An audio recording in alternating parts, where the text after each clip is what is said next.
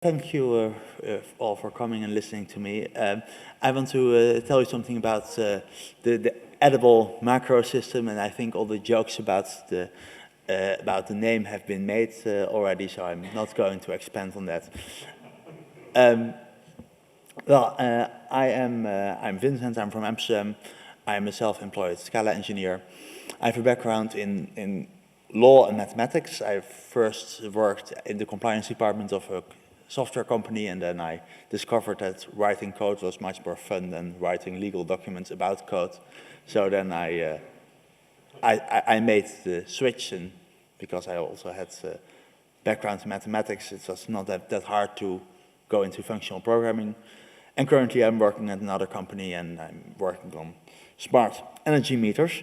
Maybe something to clarify, I'm not working on the Scala compiler team, so everything I'm going to tell you I did not develop myself. I just figured it out how other people did it. And I think that's also it's a point I want to give you, because I think sometimes there's this split between the people who create tools and the people who use the tools, but I think it's often very useful for those who use the tools also to look at how they have been created, so that you can do something with that as well. All right, well, the goals for today, I will talk about what this tasty is.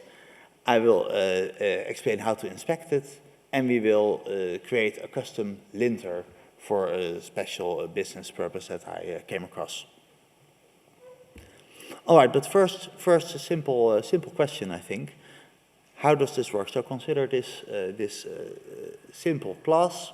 It has two methods. One takes an integer parameter and one takes an implicit integer. And now when we run this command, java-p, we see that in the Java class, we just have two methods with an integer parameter, which is logical because the Scala compiles to a JVM class, and the JVM doesn't know anything about implicit, so it's logical that we get this type signature. But then here is the problem, because if we use this class in a second class, then mysteriously the Scala compiler knows that F takes no implicit and G does. And how does this work? Please raise your hands if you know the answer. I will tell next sheet, but does anyone know how this works? All right, well, I wondered, and I found it out because I actually cheated a bit. And there is more data encoded in the class, because if you use this -v switch, then you get also the annotations that are in the class. And the Scala compiler apparently adds this Scala signature, which is a binary encoding of all kinds of things that cannot be encoded in the native JVM class, but which are necessary for the Scala compiler to work. So here the implicits are encoded, but also type bounds and other things that are native to Scala, but cannot be encoded in a Java class. And this is at least this is the way it worked in Scala 2. And this is you cannot decipher this by hand. Of course, you can use tooling for it, but this is very hard to read.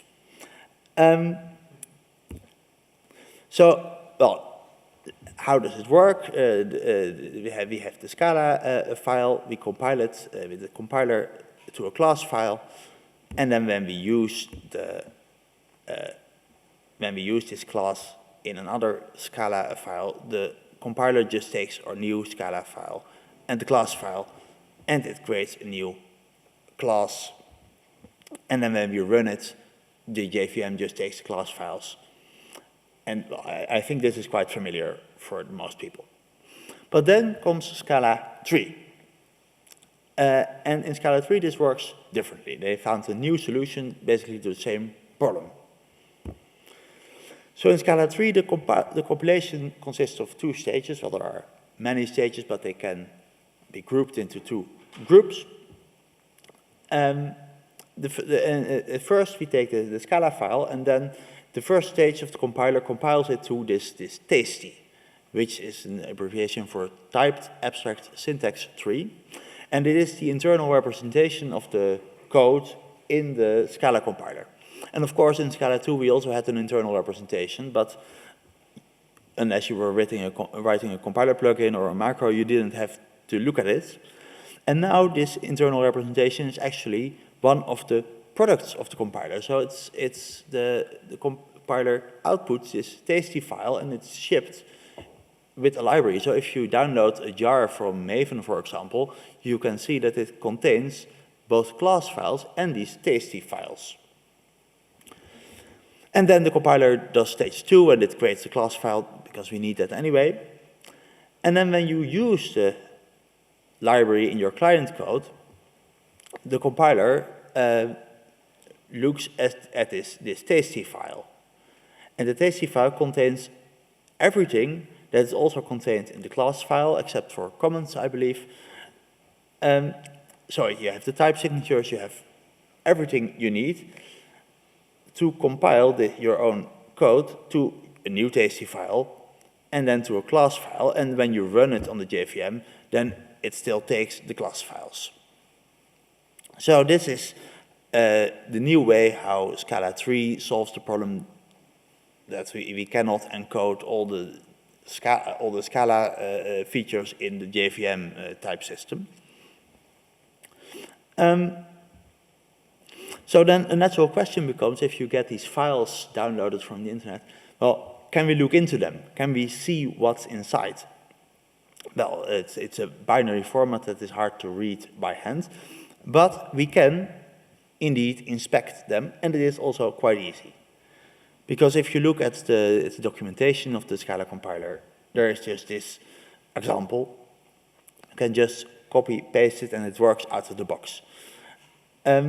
So here, if you copy paste this code, you can inspect the trees, and you can just do something with the tree that is stored in this tasty file.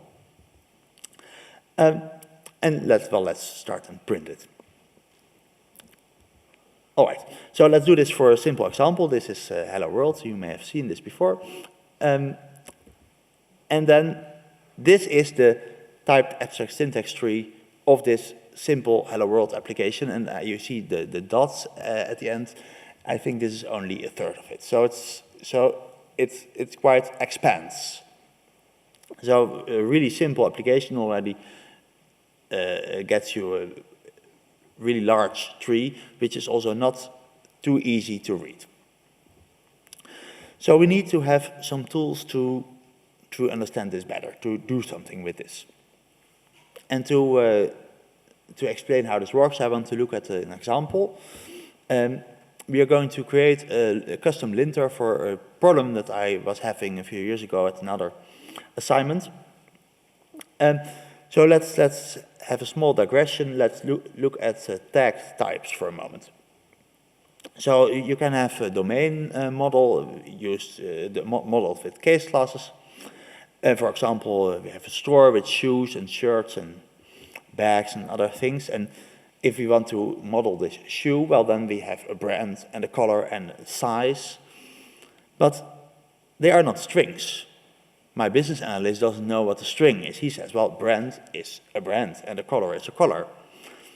So we could use an enum, but maybe that's not flexible enough because we do not know beforehand which colors we will have. So let's at least tag these strings in such a way that that our type system describes what kinds of strings those are. Well, we can use, for example, shapeless for this, which gives us this double at to tag this string. So now this brand type is just a string, but it's a special string, and the type system recognizes that it is a string with a tag. You cannot, if you have a variable of type brand, you cannot place it in the color field. So that's very useful. All right, so when I was at this company, I introduced this and they all liked it very much, but then I left and I'm wondering, would they still use it? I am not very hopeful, or maybe because you have to be disciplined about it, you have to do it every time that you introduce a new field. So I think they stopped using it. Yeah, so this is how it works. So what I want to do, I want to create a tool that checks whether to use it, and then we can introduce this tool into the build pipeline, for example, and we can check every time whether these tagged types are used or not. So we have two rules that I want to enforce. The first rule is no case class field has a primitive type. So case class A is okay because we have a string with a tag. In B it's also okay because we have a string with a tag, but it's an alias for, here. And case class C is not okay because we have only a string and that's not what we want to see. And the second rule is no case class field has a type that is a type alias for a primitive type. So this is also not okay because here we have not a string, but this is just a type alias for a string, so it's in fact just a string but with another name. Note that these two rules, the first rule is a local rule, which means that you can just by inspecting a small piece of code see if the rule is applied or not. And the second rule is a global rule because you need to inspect the whole code base, because you need to see, or you need to also know the type aliases which may be defined someplace else in the code.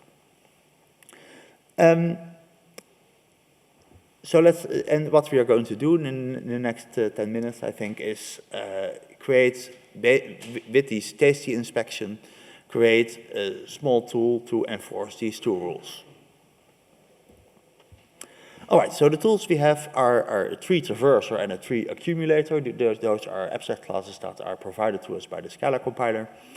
And we have custom extractors, which are also incredibly useful.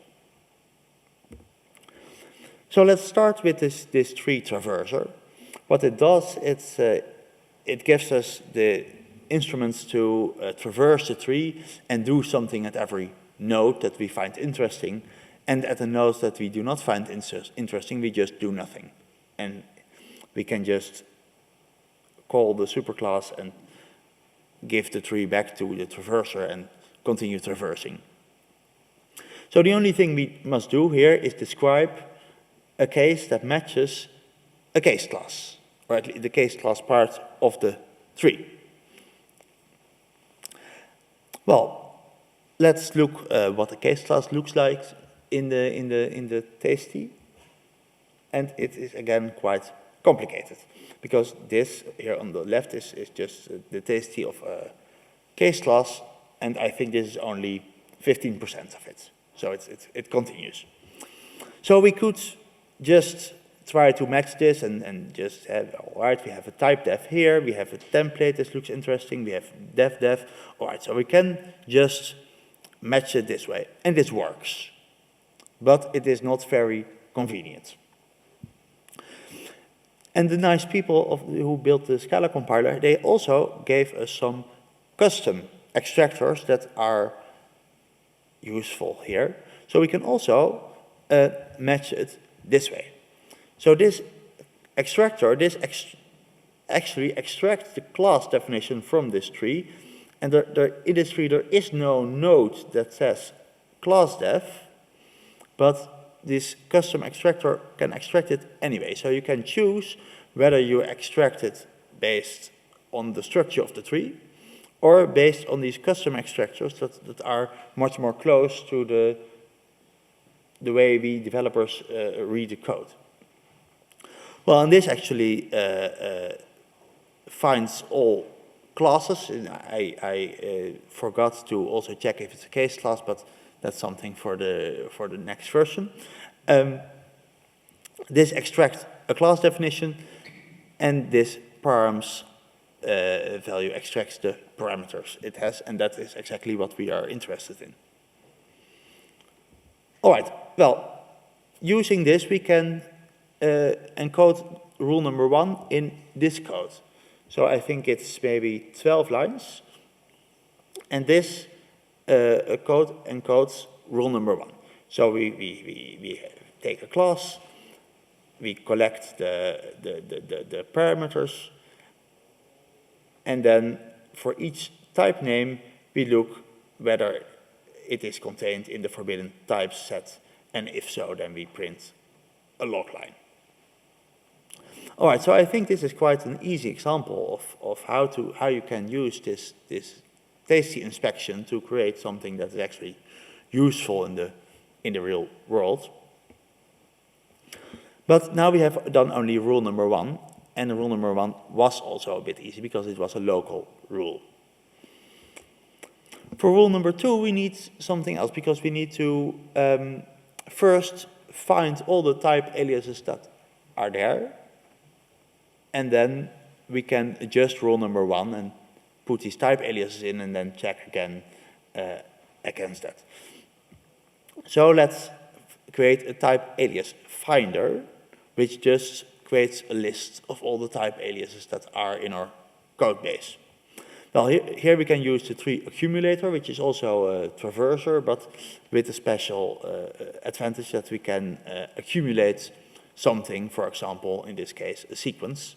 So we have a sequence of a tuple of string, which denotes the definition and or the name and the definition of the type alias. And now we must match something like this. So let's see how that's done. Well, also this is not very complicated because these 3 lines is everything I had to do, and the rest is just boilerplate. So I will give you a link to my GitHub so that you can read this more closely if you want to.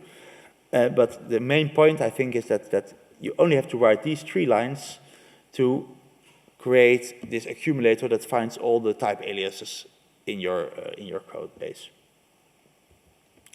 All right, and now we can combine rules number 1 and number 2, because for each type name that we have found, we first look if it is in the type aliases, and then we find an alias. If it is in the forbidden types, well, then we have found a forbidden type alias, otherwise nothing happens. And if we cannot find it and the base type is in the forbidden types, then in this case we had already handled.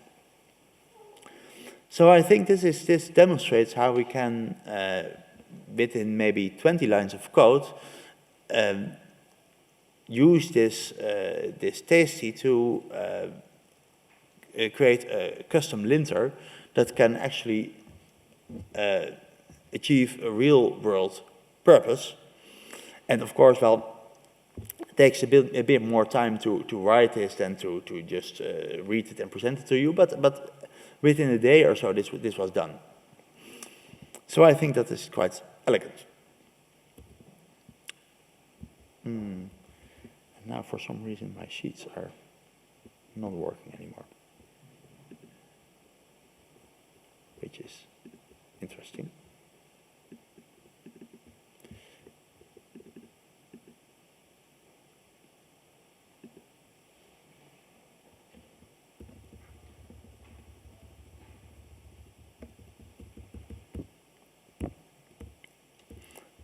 Yes, because I had 2 more interesting sheets. First, the source code is on GitHub. You can just read it if you are interested. But this is more interesting because of course, I read the documentation of the Scala compiler, but I think the most useful resources for this topic are the 3 files in the Scala compiler source code that are listed here, and it took me quite some time to find that these were the files that you had to look into. So I think that this is a really useful sheet. So that's why I really wanted to show it to you. And I would say, well, just take a look at it and experiment with it a bit, because I had a lot of fun doing that. All right, thank you for your attention, and if there are any questions.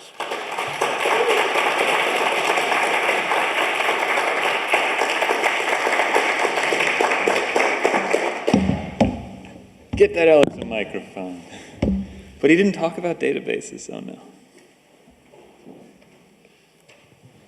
Quick question. I expected. Can you go back to the files that you mentioned? That was right. That was right. Which one? The one one slide back. I'm surprised actually. Is the compiler API? I'm surprised it's trees.scala and not quotes.scala. Is this the internal representation? Yeah, well, this is actually quite complicated. And maybe you can talk more with someone who actually built this. But it seems to me that this is the internal representation, and that these files have more something to do with the API that you can use externally. Okay. Okay. Because when you're doing like using quotes, it's quotes.scala. Yes. Also, that's interesting. My other question was, does everything in Tasty Inspector work on the tree level, or is there anything on the Exper level? On which level? Exper, like Exper underscore? No, it works on the tree level. So everything is on tree level. On the tree level, yes. Okay. Okay. Got it. Thank you. Thank you for great presentation.